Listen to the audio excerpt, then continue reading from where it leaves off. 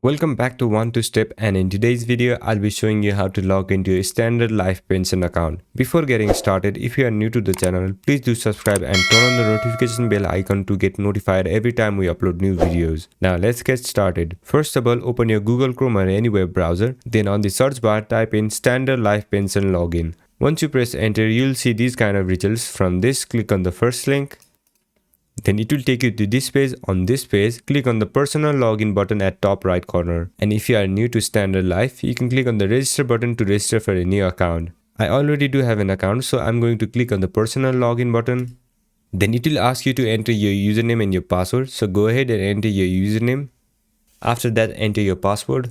And to recheck your password, you can click on this icon to reveal your password. And if you have forgotten your login details, you can click on this link to recover it. Once everything is set, make sure you have entered your correct credentials. Then click on the login button and you will be logged into your account. That's it for this video. I hope this video was helpful, and if it was, don't forget to leave a like, comment and subscribe. And turn on the notification bell icon to get notified every time we upload new videos. And I'll see you on the next one.